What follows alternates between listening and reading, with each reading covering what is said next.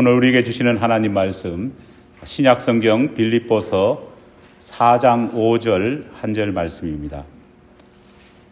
빌립보서 4장 5절 한 절 말씀, 주신 하나님 말씀 제가 봉독해 올리겠습니다.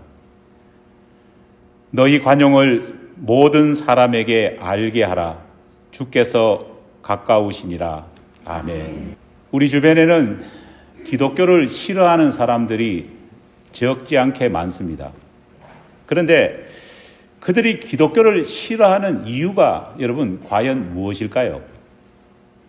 미국의 기독교 전문 리서치 기관인 바나 그룹이라고 하는 곳에서 한번 조사를 해봤습니다. 그런데 그 조사 결과가 사람들이 기독교를 싫어하는 가장 큰 이유는 예수님만이 유일한 구원자라는 이 독선적인 메시지 때문에 싫다고 그렇게 대답했습니다. 사람들이 듣기엔 그것이 마치 독점 기술을 가진 기업이 다른 기업들을 향해서 너희들은 원천 기술을 가지고 있지 않지, 그렇게 놀려대는, 자랑질하는 그런 모습처럼 느껴졌던 것 같습니다. 또 다른 이유는 메시지를 전하는 그리스도인들의 태도가 마음에 들지 않아서 싫다, 그렇게 대답했다고 합니다. 이거 안 사면 너만 손해야. 이거 없으면 너 죽어. 이런 식의 메시지에서 상대방을 무시하는 듯한 태도가 자꾸만 느껴진다는 겁니다. 말로는 사랑을 밥 먹듯이 하는 기독교인이지만 실제로 내뱉는 말 속에는 전혀 사랑을 느끼지 못하겠다는 겁니다. 지난주 설교에서 말씀드렸듯이 하나님께서 세상을 향해 우리가 전하라고 주신 복음은 한마디로 기쁜 소식입니다. 복음은 무엇보다 복음을 전해 듣는 사람들에게 기쁨과 소망을 안겨다 주어야 합니다. 그럼에도 불구하고 오직 예수 그리스도만이 유일한 구원의 방법, 구원자라고 하는 이 성경 말씀이 너무 독선적이고 기분 나쁘다, 그렇게 사람들이 받아들이고 듣는 이 현실 앞에서 우리가 어떻게 해야 될까 고민이 있습니다. 만약 세상 사람들이 싫어한다고 해서 예수 그리스도를 통한 유일한 구원성을 우리가 포기해버린다면 기독교는 더 이상 진리가 아니지 않습니까? 요즘 우리 주변에 벌어지고 있는 많은 구원에 관한 다양한 이상한 방법들이 있습니다. 어떤 사람들은 구원에 이르는 방법은 다양하다, 산을 오르는 루트가 여러 개인 것처럼 결국은 구원에 이르는 방법도 다양하고 결국은 꼭대기에서 만난다, 그렇게 주장하는 사람도 있습니다. 바로 이것이 종교다원주의입니다. 어떤 사람들은 아무 종교를 믿든지 상관없이 각 종교마다 나름의 구원에 이르는 길이 존재하기 때문에 그냥 편한 대로 신앙생활하고 편한 대로 종교를 택하면 된다. 사탄의 종교 통합주의 역시도 우리 주변에 너무나도 많습니다. 만약 이런 것들을 우리가 받아들인다면요, 예수 그리스도의 유일성을 버리고 이것을 받아들인다면 우리는 결국은 사탄의 권세에 굴복하는 것밖에 되지 않는다는 겁니다. 여러분, 살 수 있는 길이, 살 수 있는 방법이 하나밖에 없다는 이 메시지가 언제나 사람들에게 반감만을 사는 것일까요? 사실은 여러분 그렇지 않습니다. 2002년 만성골수성 백혈병 환자들에게 정말 놀랄만한 복음이 전해졌습니다. 난치병이었던 만성골수성 백혈병을 치료할 수 있는 치료제가 드디어 개발된 겁니다. 다국적 제약회사인 노바티스사가 글리백이라고 하는 치료제를 개발했습니다. 이전까지 이 병을 치료하는 방법은요, 동종 골수 이식술밖에 없었습니다.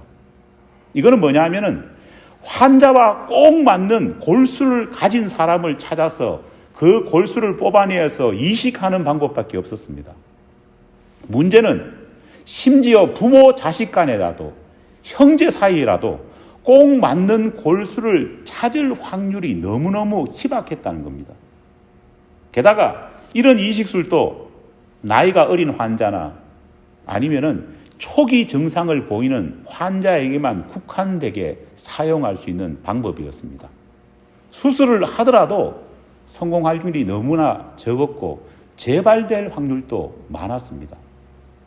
그런 상황 속에서 뚜렷한 완치율을 보이는 글리백이라고 하는 물질, 약이 개발되었다는 소식은요, 정말 백혈병 환자나 그 가족들에게는요, 말 그대로 복음, 말 그대로 낭보가 쏟아진 겁니다. 약을 개발한 제약회사는 세계 유일의 만성 골수성 백혈병 치료제가 개발되었다는 이 사실을요, 연일 신문에 보도하고 연일 언론에 보도했습니다.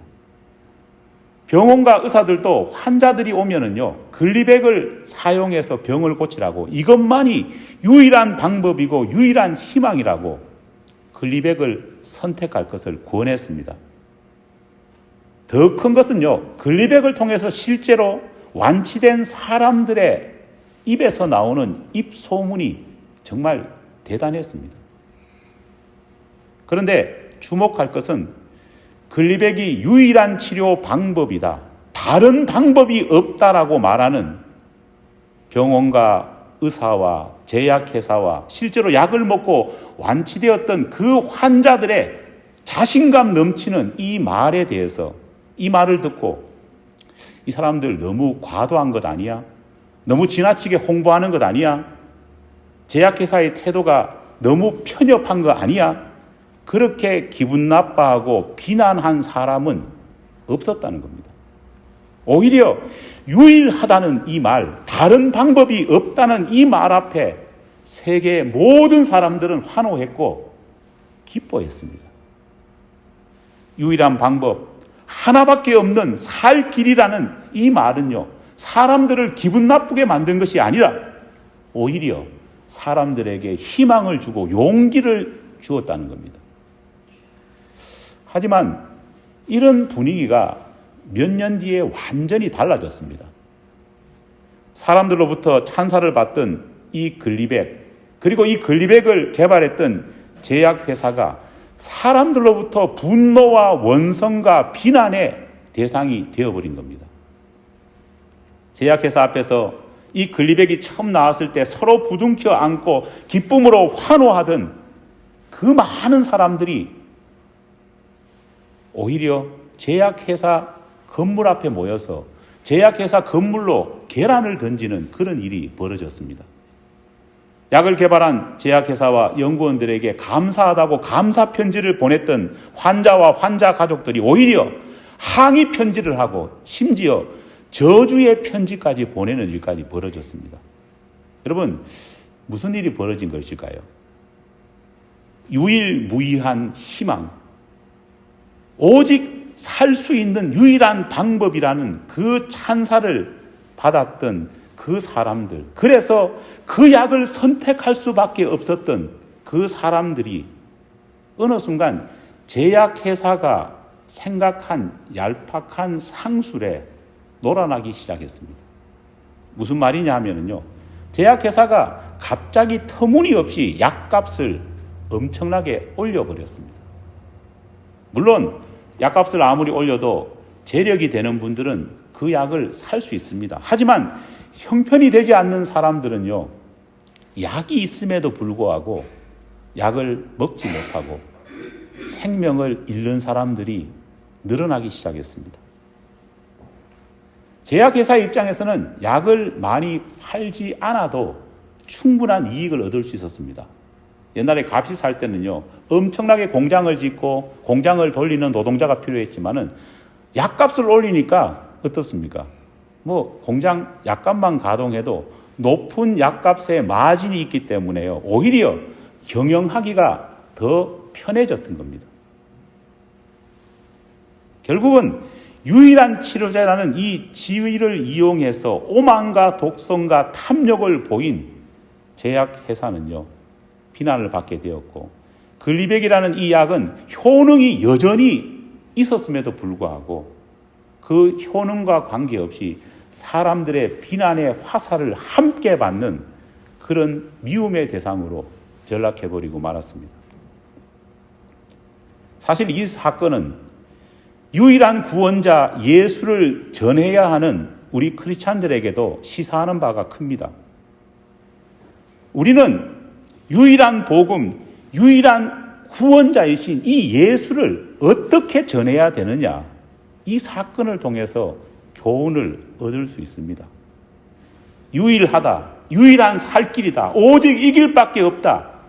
그 메시지가 문제가 아닌 겁니다. 오히려 그 메시지를 전하고 담는 우리 자신의 모습이 어떠해야 되는지가 더 중요한 것입니다. 오늘 본문 말씀을 제가 다시 한번 읽어드리겠습니다. 빌립보서 4장 5절 말씀입니다. 너희 관용을 모든 사람에게 알게 하라. 주께서 가까우시니라. 그 방법과 그 태도, 전하는 방법과 태도를 우리 하나님께서는 무엇으로 설명하고 계시느냐? 관용을 모든 사람에게 보여라 말하고 있습니다. 복음을 전할 때 우리가 취해야 되는 태도와 모습은 바로 관용이라 그렇게 말을 합니다. 사실 구원에 이르는 길, 내 삶을 바르게 사는 길, 그 길, 유일한 그 길을 찾으려는 사람들은요, 우리 주변에 사실 너무너무 많습니다. 여러분, 많은 사람들이 오늘 또 스스로 목숨을 끊고 있습니다. 그런데 스스로 목숨을 끊는 수많은 사람들의 이유를 알아보면요, 가장 큰 이유가 뭘까요? 살아갈 이유를 찾지 못하기 때문입니다. 살 희망이 없기 때문에 그들은 스스로의 삶을 마감하는 겁니다. 지금도 살아갈 힘, 살아갈 이유, 살아갈 길을 찾기 위해서 구도자로서의 마음을 가진 사람들은요, 사실은 이 시대에도 얼마나 많은지 모릅니다. 여러분 그렇지 않습니까? 여러분 스스로도 저도 삶의 확실한 길과 확실한 믿음을 갖고 싶지 않습니까? 그러다 보니까 바른 길, 바른 진리라고 말하는 사람들을 향해서 그 사람을 따라하고 그 사람을 흠모하고 그 사람의 메시지를 듣고 싶어하는 사람들이 얼마나 많은지 모릅니다. 요즘 우리 시대에 이단들이 횡행하는 이유가 뭘까요? 거기 가면은 마치 이 세상에 내가 붙잡아야 될 유일한 길이 있다고 착각하는 사람들이 있기 때문에 그쪽으로 다 모이는 겁니다. 여러분 서점에 한번 가보십시오. 요즘 서점에 베스트셀러가 되는 책들 제목, 내용이 뭡니까? 그것은 성공한 사람들이 가르쳐주는 삶의 법칙을 이야기해주는 그런 책들이 얼마나 인기 있는지 모릅니다. 왜냐? 삶의 그 길과 법칙을 나도 모르니까 누군가가 경험했던 그것을 내가 따라가고 싶어하는 그 마음이 우리 가운데 있기 때문입니다. 그렇기 때문에 그런 책들이 너무너무 인기가 많은 겁니다. 진리, 길, 이런 제목 속에 단어가 붙어있는 책들이 보통은 베스트셀러 목록에 많이 올라가 있습니다. 얼마 전에 우리 교우 가운데 한 분이 저한테 아주 재미있는 이야기를 해주셨습니다. 그분도 라디오를 듣다가 실제로 어떤 사람이 경험했던 그 일을 라디오에 투고를 해서 일러는 것을 그렇게 들었다고 합니다. 근데 내용이 참 제가 재미있어서 들으면서 집에 가서도 얼마나 웃었는지 모릅니다. 내용이 이렇습니다. 어떤 사람이 등산을 참 좋아했습니다. 그런데 이 등산을 좋아하는 사람이 어느 날 등산하려고 산길을 오르다가 그만 급하게 소식이 왔습니다. 이거 도저히 참지 못하겠는 거예요. 기다릴 수도 없고 어떻게 할 수도 없었어요. 정말 급한 나머지 등산길 바로 옆에 사람 없는 거 확인하고 급하게 해결을 받습니다. 해결을 보고 나니까 흉측스러운 잔재물이 남아있지 않습니까? 그냥 두기가 문명해서 그 위에 돌을 이렇게 쌓아놨다고 합니다. 다음날 또 등산을 가보니까요, 희한한 일이 벌어졌습니다. 자기가 쌓았던 돌 위에 돌 무더기가 점점 쌓여 있는 것을 봤습니다. 이상하다. 나중에 또 가보니까 어떤 사람이 그 돌탑 위에 돌을 올려놓고 있는 것을 또 봤습니다. 그 다음날 또 가보니까 더 기가 찬 일이 벌어졌습니다. 그 돌탑 앞에서 비는 사람이 있는 겁니다. 이쯤 되니까 되게 그분도 민망을 했는 것 같아요. 저 안에 뭐가 들어있는지 알지 않습니까? 그런데 거기다가 소원을 빌고 기도하는 겁니다. 그런데 어느 날 기절할 일을 봤습니다. 그게 뭐라고? 그날따라 올라가니까요, 그 돌탑 앞에 사람들이 줄을 쫙 서서 기도할 순서를 기다리고 있다는 겁니다. 여러분, 사람들은 이렇습니다. 알지 못하지만은 뭔가 그곳에 진리가 있고 유일한 길이 있다고 생각하니까요, 앞뒤 안 가리고 그 길과 진리를 찾기 위해서 맹목적으로 빌고 있는 겁니다. 사실 유일한 길, 한 길이라고 하는 이 메시지는요, 독선적이다, 편협하다고 사람들이 싫어하는 그런 것이 아니라 오히려 한꺼풀 더 깊이 들어가 보면은 오늘 이 시대 사람들이 갈망하고 원하는 것이 바로 진리요, 유일한 길이요, 바로 그 길이라는 겁니다. 문제는 그렇게 사람들이 바라고 원하는 그 길을 우리가 좀 더 세심하게 전해야 된다는 것입니다. 본문 말씀을 보면 하나님께서는 복음을 전하는 우리의 태도를 관용이라는 말로 설명하고 있습니다. 우리말 성경에 관용이라고 번역된 이 말을 헬라어 원어 성경에 찾아보면 토에피에이케스라고 하는 단어를 사용하고 있습니다. 이 말은 손해나 역경을 당해도 쉽게 동요하거나 넘어지지 않고 평정심을 유지하는 것, 그것이 관용이라는 겁니다. 종교개혁가 칼빈은 이 단어를 어떤 말로 쉽게 풀어섰느냐, 영적 인내라 그렇게 표현했습니다. 어떤 경우라도, 어떤 순간이라도 다른 사람을 향해서 영적으로 인내하면서 너그러운 태도를 보여주는 것, 그것이 바로 관용이라는 겁니다. 바울은 심지어 이런 영적 인내를 자신을 핍박하는 사람들을 향해서도 보여주어야 한다, 그렇게 권면합니다. 라틴어 성경을 보면 이 관용이라고 번역된 이 말을 톨레라레라는 단어로 기록하고 있습니다. 이 단어를 브리테니커 사전에 찾아보면 다른 사람들이 말하고 표현하는 자유를 허용하는 것, 옥스퍼드 사전에 찾아보면 어떤 것에 대해 강력하게 마음속으로는 반대하지만 그럼에도 불구하고 허용하고 들어주는 것, 그렇게 설명하고 있습니다. 여러분, 관용하라는 것은요, 우리 기독교가 가지고 있는 유일성, 절대성을, 그것을 생각하면서 남의 마음을 우월감 속에서 짓밟아라고 하는 그런 말이 아닙니다. 오히려 유일성, 절대성이 내 가운데 있기 때문에 내가 더 여유를 가지고 상대방의 말을 들어주고 인내하고 그와 계속해서 교제를 가져라는 말이 바로 관용입니다. 여러분, 사실 예수님의 절대성, 예수님의 유일성은요, 우리가 어떤 사람에게 가르쳐 준다고 해가 그 사람이 그것을 받아들일 수 있는 것이 아닙니다. 성경은 분명히 말합니다.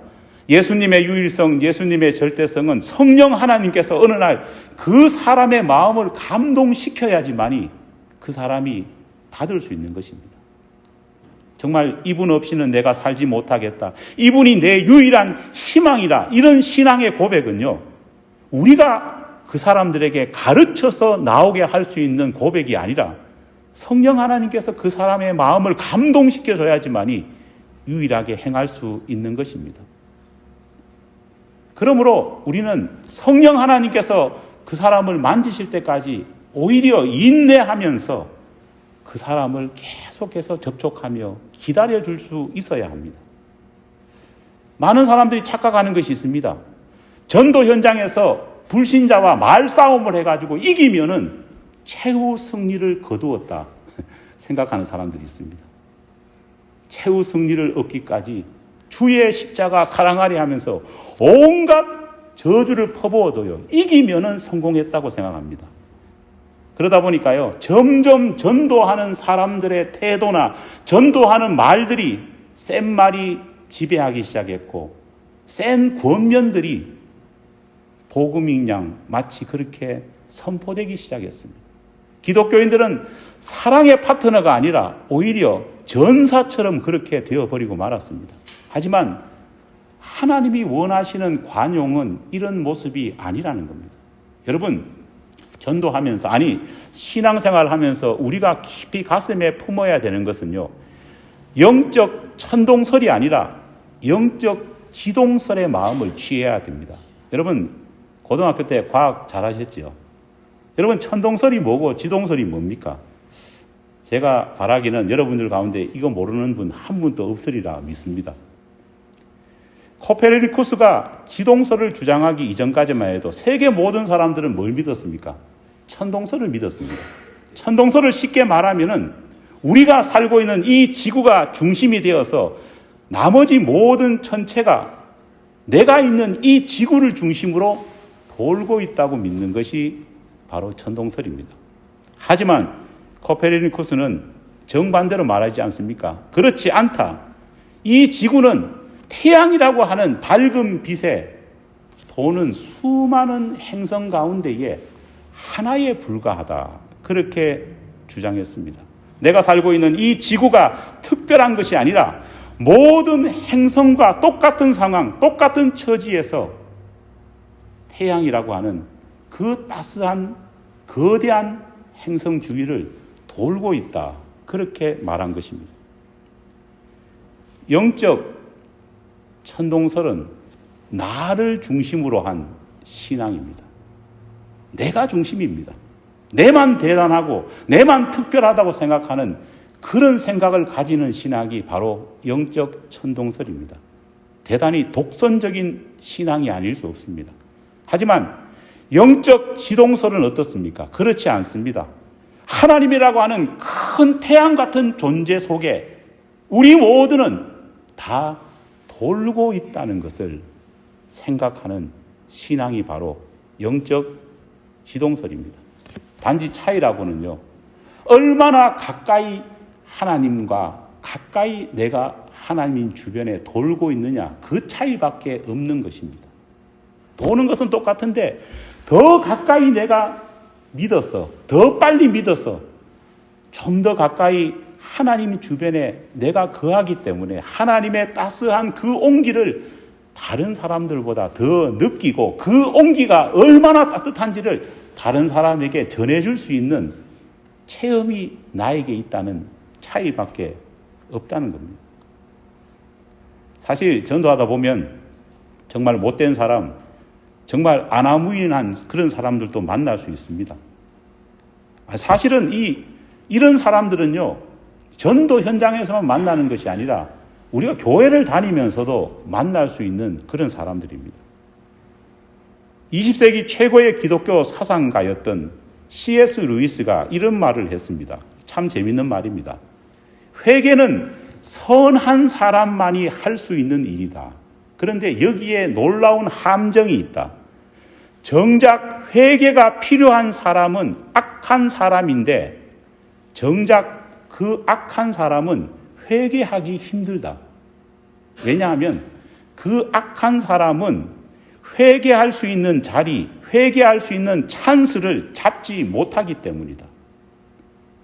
회개가 실제로 덜 필요한 사람들은 계속 회개하라고 하는 하나님의 음성이 선포되는 그 자리에 나와서 그 메시지를 더 자주 듣는데, 정작 회개가 진짜 필요한 사람은 그런 자리에 나오지 않아서 더 못 듣는 모순이 복음 안에는 벌어지고 있다.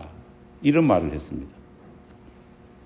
여러분, 영적 천동설에 빠져서 복음을 받아들이지 않으려고 하고 복음이 선포되는 자리에 나오려 하지 않고 그렇게 복음을 거부하는 그런 아나무인의 사람들은요, 우리의 능력과 노력으로 어떻게 할 수 없습니다. 하나님이 터치하셔야 합니다. 하지만 그럼에도 불구하고 그들을 향해서 우리의 본성과 성질을 죽이고 관용하는 마음으로 계속 나아가는 것은 우리의 사명입니다. 똑같이 기분 나쁘다고 얘가 관용하지 않고 분노한다면요, 누구의 손해일까요? 결국 나의 손해일 뿐입니다. 그러기에 요한계시록 2장 7절에 보면은요, 귀 있는 자는 성령이 교회들에게 하시는 말씀을 들을지어다. 여기서 교회는 예배당 건물이 아닙니다. 여기서 교회는 바로 하나님 앞에 선 인간을 의미합니다. 그렇게 컴플레인 하시는 분도 계십니다. 목사님, 맨날 우리는 교회 진짜 열심히 나오는데 교회 진짜 열심히 나오다 보니까 맨날 목사님으로부터 꾸지람만 듣는 것 같아요. 여러분, 하지만 진짜 그게 복입니다. 꾸지람 같은 복음의 메시지를 나와서 자주 듣는 자가 회개할 가능성이 더 크고 구원의 은혜를 받을 가능성이 더 높다는 겁니다. 그렇기 때문에 그런 말을 더 자주 들음을 통해서 회개할 기회가 더 많다는 그 사실에 오히려 감사해야 합니다. 예수 그리스도라는 유일한 특효약을 먹고 그 약을 먹음으로써 구원의 감격을 우리는 누려야 합니다. 하지만은 똑같이 유일무이한 특효약이 있다고 말해줌에도 불구하고 그 손에 쥐어줌에도 불구하고 정작 그것을 먹지 않는 사람이 있다면요, 그 약의 특효를 누릴 수 없는 것입니다. 우리가 할 수 있는 것은 그 약의 소식을 들을 수 있게, 그 약을 손에 움켜 잡을 수 있게 해주는 것입니다. 그 약을 먹는 것은 누구의 선택입니까? 그 약을 붙잡은 사람의 선택일 뿐입니다. 그렇기 때문에 선교와 전도를 신학적으로 뭐라고 표현하느냐? 하나님의 선교, 하나님의 전도라는 겁니다. 우리의 노력은 최선을 다해 하는데 결과는 누가 맺으신다고요? 하나님이 맺으신다는 겁니다. 그런데 이것을 너무 오버해서 우리가 결과를 맺으려 하다 보니까 자칫 잘못된 문제가 벌어지는 것입니다. 사랑하는 여러분, 이 한 해 열심히 전도하겠다, 우리 모두가 결단하고 다짐했습니다. 오늘은 또 마을 모임을 통해서 우리의 결심을 또 글로 적어보려고 합니다. 열심히 복음을 전합시다. 아직도 유일한 길을 찾고 유일한 소망을 얻기 위한 사람들은 우리 주변에 너무나 많습니다. 그들에게 복음을 전합시다. 하지만은 핍박과 듣기 싫은 소리도 들을 수 있습니다. 하지만 그때일수록 관용을 다해서 용납합시다. 그리고 우리가 많이 말하려고 하지 말고 그들의 말을 먼저 들어줍시다. 하나님께서는 우리가 뿌렸던 그 씨앗 속에 분명한 결실을 맺혀 주실 것입니다.